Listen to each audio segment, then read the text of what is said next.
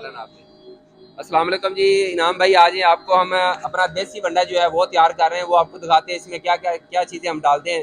तो ये देखें जी, ये वंडा बन रहा है देसी। इसमें मक्की, गंदम और बनोला तीन चीज़ें जो है वो हमने ऐड की हैं। साथ प्लस में शीरा ऐड किया जा रहा है। इसमें नमक भी है, सफ़ेद नमक, काला नमक और मीठा सोडा।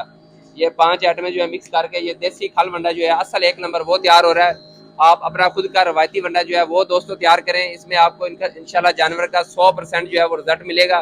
तो ये हमारे अफजल भाई हैं कंबो 269 चक के, ये अपना मटेरियल जो है वो खुद लेकर आए और हमसे वंडा बनवा रहे हैं।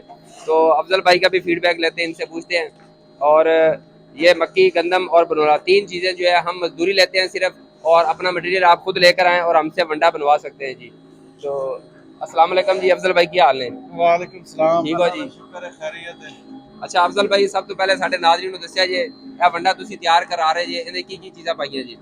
ਇਹਦੇ ਵਿੱਚ ਮੱਕੀ ਪਾਈ ਹੈ, ਜੀ ਉਸ ਤੋਂ ਬਾਅਦ ਵੜੇਵਾ ਪਾਇਆ ਹੈ, ਜੀ ਜੀ ਗੰਦਮ ਪਾਈ ਹੈ, ਠੀਕ ਹੈ। ਕਾਲਾ ਨਮਕ ਹੈ, ਸਫੈਦ ਨਮਕ, ਸੋਡਾ, ਮਿੱਠਾ ਸੋਡਾ ਹਾਜ਼ਮੇ ਵਾਸਤੇ। ਮਿੱਠਾ ਸੋਡਾ ਹਾਜ਼ਮੇ ਵਾਸਤੇ। ਠੀਕ ਇਹ ਜਿਹੜੀ ਚੀਜ਼ ਹੈ ਤੇ ਖਲ ਬਣ ਰਹੀ ਹੈ ਨਾ, ਵੰਡਾ ਬਣ ਰਿਹਾ ਹੈ, ਇਹ ਖਲ ਨਾਲੋਂ ਜ਼ਿਆਦਾ ਤਾਕਤਵਰ ਹੈ ਕਿਉਂਕਿ ਹਰ ਚੀਜ਼ ਇਹਦੇ ਵਿੱਚ ਮਿੱਠੇ ਵਾਸਤੇ ਸੀਰਾ ਵੀ ਪਾਇਆ ਗਿਆ ਹੈ। ਜੀ ਇਹਦੇ ਵਿੱਚ ਗਜ਼ਾਇਤ ਬਹੁਤ ਜ਼ਿਆਦਾ ਹੈ। ਜੀ ਜਾਨਵਰਾਂ ਨੂੰ ਨਾ ਗੋਸ਼ਤ ਵਾਸਤੇ, ਮੋਟਾ ਕਰਨ ਵਾਸਤੇ, ਦੁੱਧ ਵਾਸਤੇ। ਹਾਂਜੀ ਦੁੱਧ ਵਾਸਤੇ ਇਹ ਬਹੁਤ ਅੱਛੀ ਚੀਜ਼ ਹੈ। ਜੀ ਮੈਂ ਤੇ ਤੇ ਤੁਸੀਂ ਇਹ ਸਾਡੇ ਨਾਜ਼ਰੀਨ ਨੂੰ ਇਹ ਦੱਸੋ ਕਿ ਜਿਹੜਾ ਬਨੋਲੇ ਦਾ ਤੇਲ ਬਾਹਰ ਤਾਂ ਨਹੀਂ ਨਿਕਲ ਰਿਹਾ, ਤੁਹਾਡੀ ਅੱਖਾਂ ਦੇ ਸਾਹਮਣੇ ਵੰਡੇ ਦੇ ਵਿੱਚ ਆ ਰਿਹਾ? ਜੋ ਵੀ ਚੀਜ਼ ਹੈ ਨਾ ਇਸ ਖਲ ਦੇ ਵਿੱਚ ਹੀ ਹੈ, ਇਹ ਫੋਕ ਨਹੀਂ ਹੈ, ਹਰ ਚੀਜ਼ ਇਹਦੇ ਵਿੱਚ ਹੈ। ਅੱਛਾ ਦੋਸਤੋ, ਜਿਹੜੇ ਫੈਕਟਰੀ ਵਾਲੇ ਨੇ ਜੀ ਉਹ ਬਨੋਲੇ ਦੇ ਵਿੱਚੋਂ ਤੇਲ ਕੱਢ ਲੈਂਦੇ ਨੇ, ਜਿਹੜੀ ਖਾਲੀ ਫੋਕ ਹੁੰਦੀ ਹੈ ਉਹ ਤੁਹਾਨੂੰ ਦੇ ਦਿੰਦੇ ਨੇ। ਇਸ ਟਾਈਮ ਖਲ ਦਾ ਜਿਹੜਾ ਨਾ ਜੀ ਬਨੋਲੇ ਦਾ ਜਿਹੜੀ ਮਿੱਠੀ ਖਲ ਹੈ ਉਹਦਾ ਰੇਟ ਚੱਲਦਾ ਪਿਆ 5500 ਦੀ 5400 ਦੀ ਬੋਰੀ। ਉਹ ਸਾਰੀ ਫੋਕ ਹੈਗੀ, ਤੇਲ ਉਹਨਾਂ ਨੇ ਕੱਢ ਲਿਆ, ਕੰਮ ਦੀ ਚੀਜ਼ ਹੈ। ਖਾਲੀ ਫੋਕ ਜਿਹੜੀ ਉਹ ਜ਼ਿਮੀਦਾਰਾਂ ਨੂੰ ਦੇ ਦਿੰਦੇ ਨੇ। ਲਿਹਾਜ਼ਾ ਤੁਸੀਂ ਆਪਣਾ ਖੁਦ ਦਾ ਜਿਹੜਾ ਰਵਾਇਤੀ ਵੰਡਾ ਉਹ ਤਿਆਰ ਕਰੋ, ਇਨਸ਼ਾਅੱਲਾ ਤੁਹਾਨੂੰ ਬਿਹਤਰੀਨ ਰਿਜ਼ਲਟ ਮਿਲੇਗਾ। ਤੇ ਭਾਈ ਅਫਜ਼ਲ ਭਾਈ ਤੁਹਾਨੂੰ ਮਜ਼ੀਦ ਦੱਸਦੇ ਨੇ ਇਹਦੇ ਵਿੱਚ ਹਰ ਚੀਜ਼ ਰਹਿ ਜਾਂਦੀ, ਉਹ ਤਾਂ ਸਾਨੂੰ ਖਲ ਜਿਹੜੀ ਮਿਲਦੀ ਹੈ ਨਾ ਫੈਕਟਰੀ ਦੇ ਵਿੱਚ, ਉਹ ਫੋਕ ਹੁੰਦਾ ਹੈ।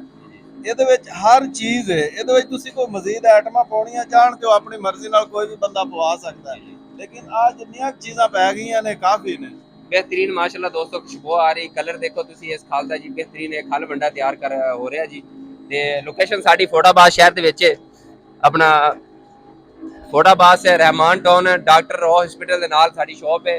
यह साडी मशीन है वंडे वाली। दोस्तों कोई भी दोस्त तैयार करवाना चाहता है साडे नाल राब्ता कर सकता है। साडा फोन नंबर है मशीन दे ऊपर लिखा है।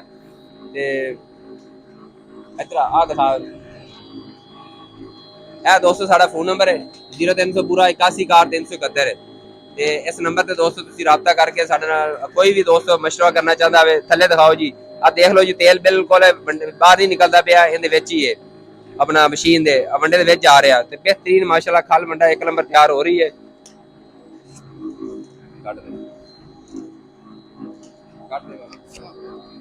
आपने इसके अंदर क्या डलवाया है?